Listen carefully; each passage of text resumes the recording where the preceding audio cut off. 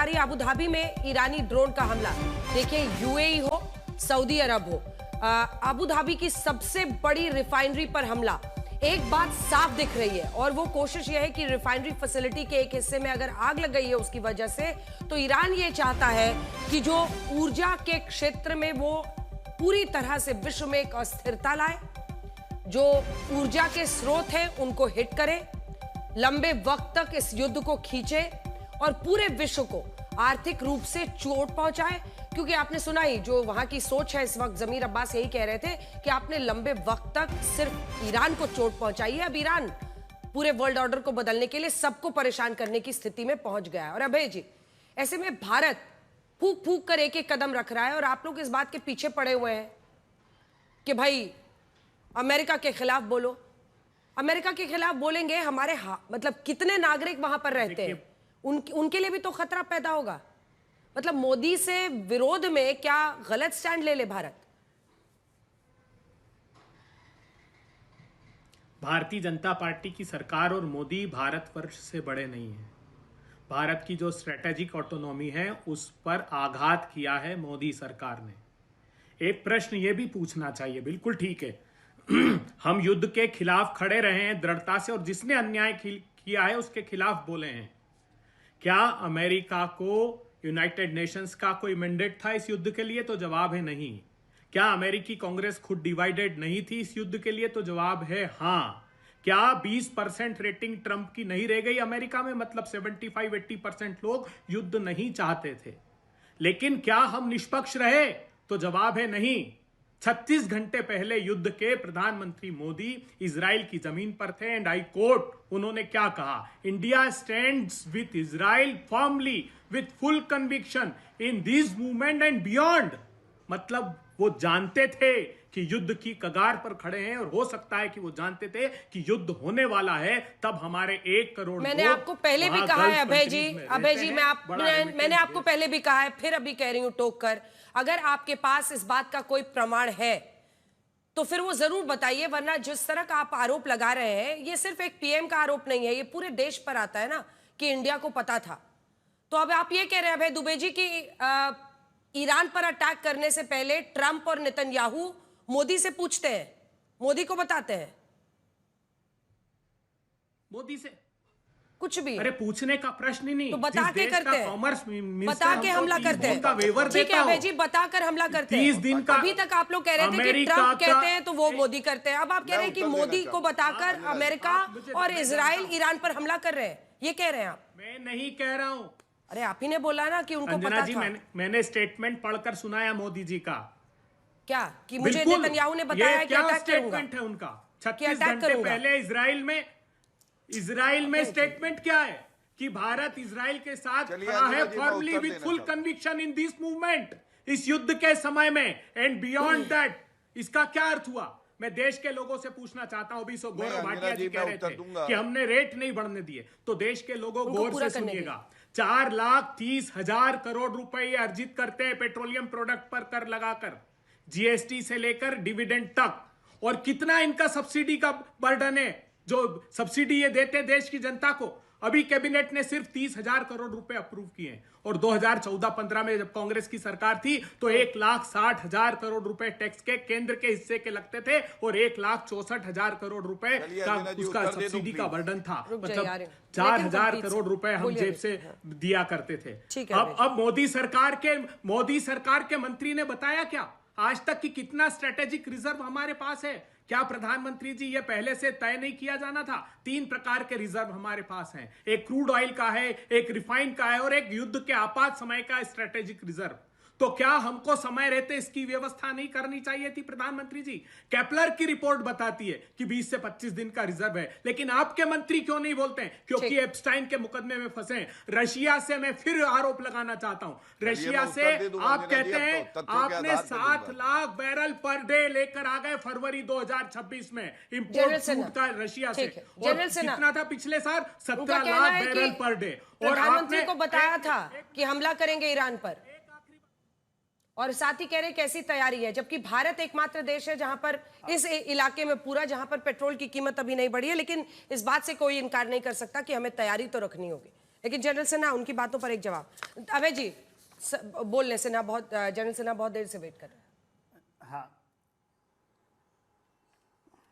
हाँ अंजना जी जय हिंद। ठीक है, मौका मिला। देखिए जो आपका सवाल है, जो भारत ने ये दिखाया है ये 11 दिन के वॉर और उसके पहले 12 दिनों के बाद में, कि हमारी सोच इतनी ज़्यादा पैनी और इतनी ज़्यादा स्ट्रेटजिक हो गई है कि हम दोनों चीज़ करते हैं।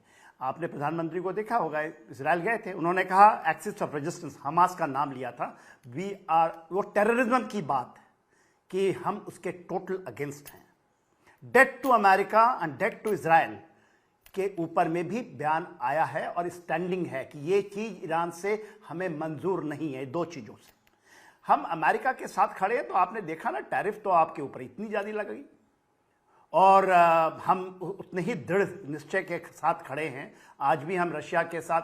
और जो स्ट्रैटेजिक इकोनॉमी की जब बात होती है कि आप देखिए जो उसमें खाड़ी के देश में जो डिवाइड है उसको हम समझें, वहां पर पर्शियन अरब डिवाइड्स हैं, सिया सुन्नी की डिवाइड, हम दोनों के साथ इक्वली हम खड़े हैं। और ईरान की नेवी हमारे साथ तो मिलन में कर रही थी, लड़ाई शुरू होना 28 तारीख को शुरू हुई है, उसके पहले 3, जिसमें एक हमारे वाटर को छोड़ के जाने के बाद श्रीलंका के वाटर में उसने अमेरिका के सबमरीन ने पहली बार टॉर्पेडो से उड़ाया।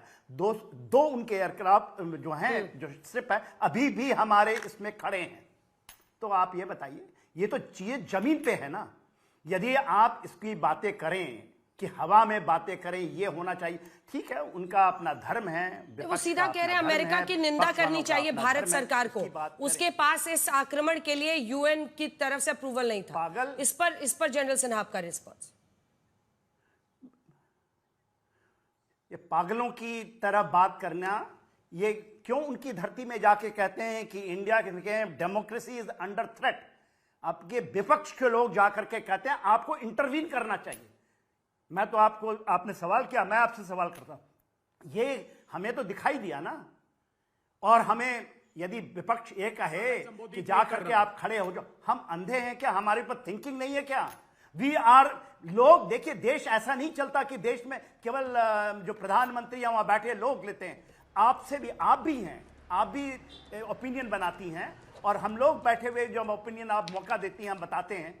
एब्सोल्युटली करेक्ट स्ट्रैटेजी के साथ हम बढ़ रहे हैं। स्ट्रैटेजिक इकोनॉमी का ये सबसे बड़ा, आप यदि देखते हैं तो कोई उदाहरण हो सकता है तो ये है। हम उसको भी बोल सकते हैं ईरान को, हम इजराइल को भी बोल सकते हैं कि आपने ये क्योंकि हम तो खड़े नहीं हैं उनके साथ ना। आज अंजना जी, आज देखिए 12 दिन की लड़ाई के अंदर भी जब हुआ था, और आज 11 दिन की लड़ाई हो चुकी है, आपको दिखा कि हम अमेरिका के साथ कहे कि हाँ आपने अच्छा कर लिया।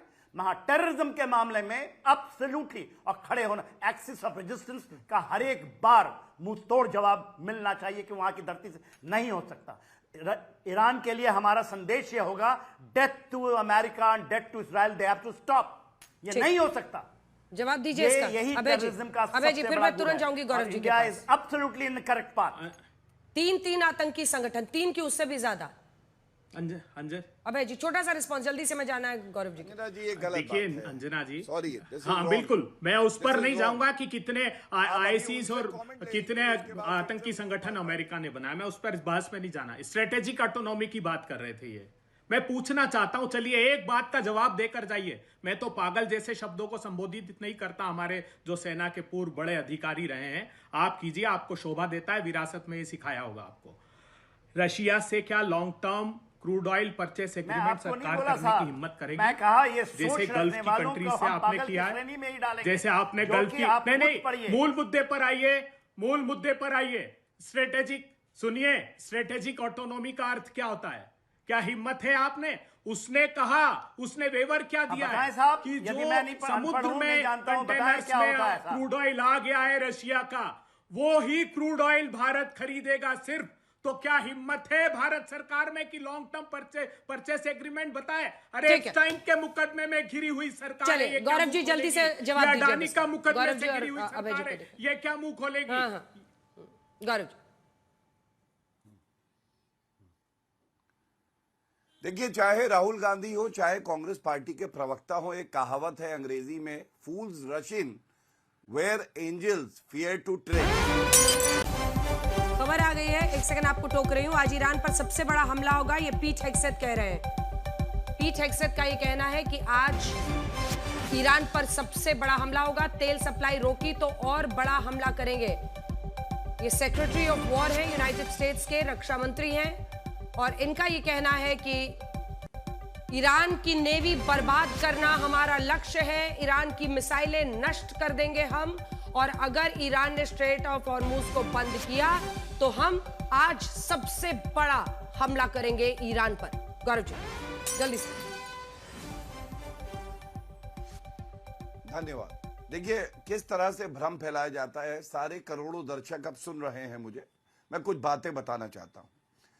राहुल गांधी कहते रहे कि रूस से जो हमारा इंपोर्ट है उसको रोक दिया गया। मैं चुनौती दे रहा हूं कांग्रेस के प्रवक्ता बता के जाए इस डिबेट में, केवल 5 दिन नवंबर से लेके अभी तक जब हमने आयात रोका हो रूस से कच्चे तेल का। दूसरी बात, हमारा जो परसेंटेज रहा वो 35% से 25% कंट्रीब्यूशन रूस का है जो क्रूड ऑयल आता है। यूपीए के समय में अंजना जी 1%, और ये लोग हमसे बताते हैं कि कैसे काम होना है। तीसरी बात, 2026 में सबसे ज्यादा क्रूड ऑयल कहां से इंपोर्ट हुआ है? मैं डंके की चोट पे कहता हूं रूस से। और अंत करूंगा, अभी भी कल की बात कर ले तो करीब 20 लाख बैरल हमने क्रूड ऑयल रूस से लिया है, तो ये तो इनका झूठ हो गया। 5 दिन बताइएगा जब हमने क्रूड ऑयल रशिया से इंपोर्ट नहीं किया, अगर हम किसी के दबाव में आप दिखाना चाहते। दूसरी बात, कांग्रेस की नीति क्या थी? हमने बताया 8 सप्ताह का हमारे पास रिजर्व ऑयल है। 2008 में और 2011-12 में जब ऑयल क्राइसिस आया तो भारत के पास 0 डे, एक भी दिन का ऑयल रिजर्व नहीं था, एक भी दिन का, और ये लोग आके हमें समझा रहे हैं। तीसरी बात, आपको याद है ऑयल बॉन्ड्स खरीदे 2011 में, 2026 तक पेमेंट होगा 3,20,000 करोड़ रुपए। कौन दे रहा है? अब जो सरकार है। खरीदे किसने थे? इन्होंने। इस तरह से ये बात करते थे। इनके समय में पॉलिसी पैरालिसिस था। हमने रिजर्व भी क्रिएट किए, हमने ऑल्टरनेट कंट्रीज से अपना आयात जो है स्टैब्लिश किया, और तीसरी सबसे बड़ी बात है प्रोडक्शन 10% बढ़ाया है। हमारी जो घरेलू ऑयल कंपनीज है, ये दर्शाता है कि ये भारत आत्मनिर्भर भी है, और जो हमारे दोस्त हैं, जो हमारे मित्र देश हैं, उनसे हम लोग आयात भी कर रहे हैं। ये कांग्रेस हमें तो नहीं बताएगी कि किस तरह से विदेश नीति तय होगी। इनकी विदेश नीति में जल्दी से अभय जी एक जवाब कि जनता ने इनको हटा दिया और हमें सत्ता सौंपी है। अंजना जी, अभय जी, रशिया से तेल खरीदने वाला सारा प्रेम अभी जागा है, क्योंकि यूपीए में वाकई 1 से 2% ही खरीदते थे तेल। काहे नहीं खरीदते थे? हाँ, क्यों जागा है? क्यों जागा जानती हैं आप? क्योंकि इनके काका अमेरिका ने प्रतिबंध लगा दिया ईरान से लेने पर, इसलिए हम रशिया की तरफ गए। रशिया से नहीं लेते थे साहब। लेकिन मैं प्रामाणिक रूप से बताना चाहता हूं, केपलर एनालिटिक्स की रिपोर्ट है, आयना हरदीपुरी, और बताए 2 फरवरी को डोनाल्ड ट्रंप ने ट्वीट किया कि नरेंद्र मोदी ने मुझको कॉल किया और बताया कि मैंने रशिया से ऑयल खरीदना कम कर दिया है, अब मेरा जो 25% का टैरिफ है वो हटाइए। 7 लाख बैरल तक आ गया था। अभी जो समुद्र में सिर्फ बारी से खरीद सकते हैं ये लोग, क्योंकि ये दबे हुए हैं उनसे। ये अंजना जी, ये दबे हुए हैं उनसे। 30 दिन का सिर्फ वेवर मिला है। मैंने तो चुनौती दी कि लॉन्ग टर्म परचेस एग्रीमेंट बता दे लाकर, क्या पर्शियन गल्फ से जो हमारा आता है 26 लाख। जनरल दयाल, वो लॉन्ग टर्म क्या ये सवाल लाजमी है? क्योंकि बदलती परिस्थितियों में आप देश हित देखते हुए तेल खरीदते हैं, लॉन्ग टर्म परचेस का। उससे पहले एक खबर आ रही है, अपने दर्शकों को बता दें, रूसी विदेश मंत्री से ईरानी विदेश मंत्री की बात हुई है। इससे पहले जो सीज फायर के लिए बताया जा रहा है कि कथित प्रस्ताव आया था रशिया चाइना की तरफ से, उससे वो पीछे हटे। ईरान का कहना है कि युद्ध हम खत्म करेंगे। सर्गेई लावरोव की फोन पर अराक्ची से बातचीत हुई है। अब्बास अराक्ची और सर्गेई लावरोव, जो कि रूसी रक्षा मंत्री है, उनसे विदेश मंत्री है, उनसे बातचीत हुई है। जल्दी से आपसे एक जनरल दयाल, क्योंकि पता नहीं मतलब ये कौन सी विचारधारा इस वक्त कांग्रेस पार्टी पर हावी हो रही है, एंटी अमेरिकनिज्म की, क्योंकि हमारे भी मतलब हजारों हजार इंडियंस वहां पर रहते हैं। क्या हम अमेरिका से रिश्ते को पूरी तरह से दांव पर डाल सकते हैं, जिस तरह की वो बात कर रहे हैं कि हम एकदम एंटी अमेरिकन स्टैंड लें? क्योंकि हम एंटी ईरान भी नहीं है, हमने नोट पर भी साइन किया जो कि शोक संदेश था खामेनी की मौत पर। देखिए अंजना, मैं आपके शो पे 2-3 बार कह चुका हूं, आप anti America, for Iran, for America की बात नहीं है। एक बात और ये भी बात नहीं है कि अगर हमारे स्ट्रेटेजिक इंटरेस्ट है और अगर हमारी सरकार कुछ नहीं बोलना चाहती, वेलकम। लेकिन जो अमेरिका ने किया है वो तो कंडेमेबल है ना। आपने एक अच्छे खासे इलाके में साहब विध्वंस लीला रच दी और पूरा मुल्क चुप रहे, पूरा साउथ ईस्ट एशिया चुप रहे ना। हमें 50 रुपए की कीमत नहीं पड़ी हो पर उस पे जो हमने पहले ही कहा था, तो हमें दर्द है ना कहीं। तो देश क्यों नहीं करे जाहिर? जरूरी थोड़ी अमेरिका को हमारी सरकार से सुनना। हमारा विपक्ष बोले अमेरिका के खिलाफ नहीं, युद्ध के खिलाफ बोले। हम बोल रहे, मैं बोल रहा हूं साहब, ये विध्वंस लीला है जो अमेरिका ने रेज की है। बोलने दो ना भारतीय को, अमेरिका को पता लगना चाहिए कि भारत नाराज है। भारत की सरकार आपसे 5-6 स्ट्रेटेजिक ट्रीटी कर चुकी है और वो अपनी स्ट्रेटेजिक ट्रीटी को नहीं खराब करना चाहती। हम अपने स्ट्रेटेजिक रिलेशन नहीं खराब करना चाहते। जब सब बोल रहे थे ट्रम्प झूठ बोल रहा है, मैंने टीवी पे बोला था बंद कीजिए। हम अपनी स्ट्रेटेजिक रिलेशनशिप नहीं खराब करना चाहते अनुराग जी, मैं आज भी कह रहा हूं। लेकिन अगर एक गलत काम है, अगर एक दुनिया के असूलों के, अगर अमेरिका यूएन चार्टर की हिफाजत नहीं करेगा या उसको ध्यान में नहीं रखेगा, कौन रखेगा? ठीक है, जवाब दीजिए इसका गौरव जी। ये अकाउंटेबिलिटी अमेरिका से कौन मांगेगा, ये उनका प्रश्न है। ठीक है गौरव जी। बिल्कुल, और इसके क्रिटिसिज्म में कोई हमारा नुकसान नहीं। मैं विशंबर जी से सहमत तो नहीं हूं, लेकिन मैं उनका बहुत सम्मान करता हूं। मैं विशंबर जी को यह बात जरूर कहना चाहूंगा, जो सरकार होती है वो लोगों ने ही चुनी है और हमने जिस तरह से सही समय पे सही बात करी है और कितनी करनी है वो भी करी है। अभी अंजना जी ही कह रही थी, ईरानियन एम्बेसी में हमने शोक संदेश लिखा, हमारे सेक्रेटरी जो एक्सटर्नल अफेयर्स के वो गए, साथ में अमेरिका को जो संदेश देना है वो भी हम दे रहे हैं। क्योंकि अगर हम अपाचे चिनूक लेते हैं तो वो अमेरिका से लेते हैं और उसके साथ ईरान से भी हमारे रिश्ते अच्छे हैं। ये जरूरी नहीं है कि राहुल गांधी स्टाइल में हम खुद भी भस्म हो जाएंगे, हम अपने रिश्तों को भी समाप्त कर लेंगे। वक्त इतने की इजाजत देता है, आपको बीच में रोकना पड़ रहा है। आप सभी का बहुत धन्यवाद हमारे साथ जुड़ने के लिए, लेकिन रात 9 बजे जरूर रहिएगा हमारे साथ, क्योंकि युद्ध जिस तरह की परिस्थितियों में अब पहुंच रहा है, वहां पर पेट्रोल से लेकर एलपीजी संकट की तरफ विश्व बढ़ रहा है, तो वहीं दूसरी तरफ बहुत सारी नई जानकारियां आ रही हैं। और क्या वाकई अगर खामेनी को नहीं मारता अमेरिका तो ट्रंप के खिलाफ जो मर्डर की साजिश रची जा रही थी वो सफल हो जाती। इसी के साथ साथ इस वक्त मुस्लिम देश कैसे आपस में भिड़े हुए हैं और कैसे स्ट्रेट ऑफ हॉर्मुज को एक युद्ध का हथियार बना रहा है ईरान, इन सब पर विस्तार से विश्लेषण रात 9 बजे ब्लैक एंड व्हाइट में मेरे साथ आज तक।